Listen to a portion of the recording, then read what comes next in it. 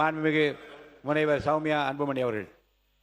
மாண்புமிகு பேரவைத் தலைவர் அவர்களே, நெய்வேலி லிக்னைட் கார்பரேஷன் அவர்கள் கொடுத்த பதில் சொல்லியிருக்கிறாங்க. ஆனால் பார்த்தீங்கன்னா சிஎஸ்ஆர் கார்பரேட் சோஷியல் ரெஸ்பான்சிபிலிட்டிக்கு ஒரு சதவீதம் கொடுக்கணும். அதை மட்டும் அவங்க கொடுக்குறாங்களான்னு பாருங்க, கிடையவே கிடையாது. மனசாட்சி இல்லாத நிறுவனம் எதுனா அது என்எல்சி தான். தமிழ்நாட்டில் மனசாட்சி இல்லாமல் எல்லா விவசாயிகளையும் ஒரே நைட்டு வெளியில் தூக்கி போட்டுட்டு தண்ணியும் உறிஞ்சு அதை வளத்தையும் கெடுத்துட்டாங்க. அவங்களுக்கு எக்ஸாம் வச்சு வேலை எடுக்கிறாங்க. எதுக்கு எக்ஸாம் வச்சு வேலை எடுக்கிறாங்க? மண்ணின் மைந்தர்கள் அவர்கள். அவங்களுக்கு வந்து வேலை அங்கே கொடுக்கணும், இல்லை ட்ரைனிங் போட்டு கொடுக்கணும். அதெல்லாம் கிடையாது.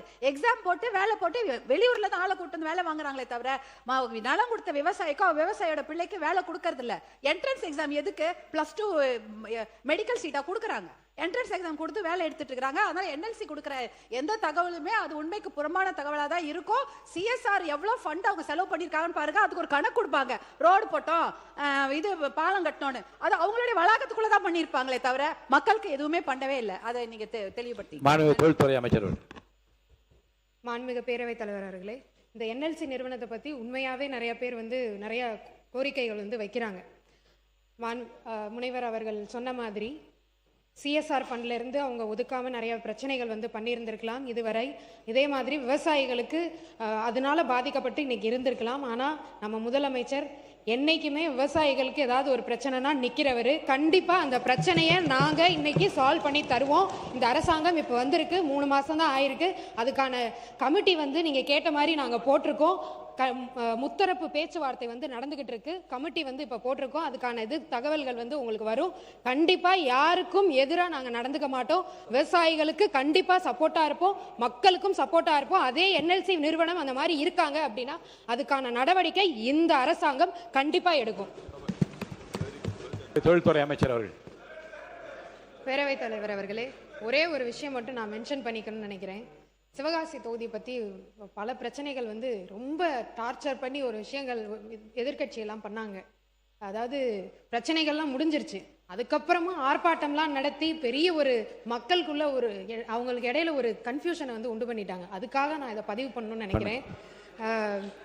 அதாவது நம்ம ஆட்சிக்கு வந்தக்கப்புறம் ஒரு 4-5 இன்சிடென்ட்ஸ் வந்து நடந்தது. இதனால ஒரு 6 உயிரிழப்பு நடந்தது. உயிரிழப்பு நடந்தப்போ அந்த எதிர்கட்சிகள்லாம் யாருமே கேள்வியே கேட்கல. யாரும் அங்கே கிரவுண்டில் வந்து யாருமே இல்லை. நம்ம தலைவர் அவர்கள் தான் அவங்களுக்கு 4 லட்சம் கொடுத்து அவங்களுக்கு துணையாக இருந்தவர் அவர். ஆனால் அதுக்கப்புறமும் அதை சரி பண்ணுறதுக்காக விதிமீறலோட ஏதாவது இருக்கான்னு கண்டுபிடிக்கிறதுக்கு ஒரு 177 இடத்துல வந்து நம்ம ஆய்வு பண்ணோம். ஆய்வு பண்ணி இதை சரி பண்ணிக்கோங்கப்பா அப்படின்னு சொன்ன உடனே அந்த ஆய்வை வந்து சரி எல்லாத்தையும் சரி பண்ணிட்டோன்னு ஆய்வை நிறுத்திட்டாங்க. அதுக்கப்புறமும் இவங்க ஆர்ப்பாட்டம், கண்டன ஆர்ப்பாட்டம் அதெல்லாம் ரிலீஸ் பண்ணியாச்சு. ரிலீஸ் பண்ணி எல்லாரும் மக்கள்லாம் வேலைக்கு போக ஆரம்பிச்சிட்டாங்க. அதுக்கப்புறமும் போய் கண்டன ஆர்ப்பாட்டம்லாம் வந்து பண்ணி மக்களுக்கு இடையில ஒரு கன்ஃபியூஷனை உண்டு பண்ணி வச்சிருக்காங்க. அதனால சிவகாசி மக்களுக்கு நான் சொல்லிக்கிறது தான், எல்லாமே நல்லபடியாக திறந்து நீங்கள் எல்லாரும் சந்தோஷமா வேலைக்கு போய்கிட்டு இருக்கீங்க. அதை நான் பதிவு பண்ணுறதுக்காக நான் இங்கே. மாண்புமிகு உறுப்பினர் தங்கம் தென்னரசு அவர்கள். மாண்புமிகு பேரவைத் தலைவர் அவர்களே, மாண்புமிகு தொழில்துறை அமைச்சர் அவர்கள் ஏதோ சிவகாசியில் இருக்கக்கூடிய பட்டாசு தொழிலில் ஈடுபட்டுக் கொண்டிருக்கலாம், அப்படி சந்தோஷ கடலில் மிதந்து கொண்டிருப்பதை போல ஒரு மாய பிம்பத்தை இங்கே உருவாக்குவதற்கு முயற்சிக்கிறார்கள். உள்ளபடியே இங்கே இருக்கக்கூடிய நிலைமை, பட்டாசு தொழில் மிக கடுமையாக பாதிக்கப்பட்டிருக்குது. நானுடைய அரசியல் காரணங்களுக்காக சொல்லவில்லை. நாங்களும் போராட்டம் பண்ணோம். எதிர்கட்சியில் இருக்கவங்க மக்கள் பிரச்சனைகளுக்காக போராடுவது என்பது ஜனநாயகத்திலே எங்களுக்கு இருக்கக்கூடிய உரிமை. நாங்கள் மட்டும் கிடையாது, நாங்கள் போராட்டம் பண்ணதுக்கு பிறகும் கூட அந்த பகுதியில் இருக்கக்கூடிய பொது அமைப்புகளை சார்ந்தவர்கள் எல்லாம் உண்ணாவிரத போராட்டங்கள் இருந்திருக்கிறார்கள். அதில் பொதுவாக இருக்கக்கூடியவங்க எல்லாருமே ஏஐடிசியோ அவங்களே ஆர்கனைஸ் பண்ணியிருக்காங்க. அதில் சர்வகட்சியை சார்ந்தவர்கள் அத்தனை பேருமே அதில் கலந்து கொண்டு அந்த போராட்டங்கள் நடந்து கொண்டிருக்கிறார்கள். விதிமுறைகளை மீறி இருக்கக்கூடிய எந்த ஒரு தொழிற்சாலை மீதும் நடவடிக்கை எடுப்பதை குறித்து யாருக்கும் ஆட்சேபனை இல்லை. ஆனால் முறைப்படி விதிகளுக்கு உட்பட்டு நடக்கக்கூடிய தொழிற்சாலைகளிலே ஆய்வு என்ற பெயரில் நடக்கக்கூடிய விஷயங்கள், குறிப்பாக சில்லறை விற்பனையாளர் பட்டாசு தொழில் ஏற்படக்கூடிய விற்பனைகளிலே இன்றைக்கு ஆய்வு என்ற பெயரில் நீங்கள் போய் நடத்தக்கூடிய காரணங்களாலே ஒட்டுமொத்தமாக இந்த பட்டாசு தொழில் இன்றைக்கு உற்பத்தி பாதிக்கப்பட்டு போயிருக்கிறது. நீங்கள் அடுத்த மழைக்காலம் வரப்போகிறது. மழைக்காலம் வந்தால் அந்த தொழிலை நீங்கள் நடத்த முடியாது. தீபாவளி நெருங்கி கொண்டிருக்கிறது. இப்போதே அவர்கள் இருக்கக்கூடிய வாய்ப்பிலே இந்த உற்பத்தியை அவர்கள் செய்தால்தான் தீபாவளிக்கு அவர்களாலே பொருள்களை கொடுக்க முடியும். ஆனால் இந்த சூழ்நிலையில் அங்கே அது நடைபெறவில்லை என்பதைத்தான் நான் அரசுக்கு கவனமாக கொண்டு வந்தேனே தவிர, இது இந்த தொழிலை ஈடுபட்டு கொண்டிருக்கக்கூடிய லட்சக்கணக்கான பட்டாசு தொழிலை நம்பி இருக்கக்கூடிய தொழிலாளருடைய வாழ்வாதார பிரச்சனை என்ற காரணத்திற்காகத்தான் எதிர்க்கட்சிகள் இதற்கான அனைத்து ஜனநாயக வழியிலும் சட்டமன்றத்திலும் மக்கள் மன்றத்திலும் எடுத்து வைக்கிறமே ஒழிய இதில் அரசியல் காரணங்கள் எதுவும் இல்லை என்பதை நான் தெளிவுபடுத்த விரும்புகிறேன். மாண்புமிகு தொழில்துறை அமைச்சர் அவர்கள்.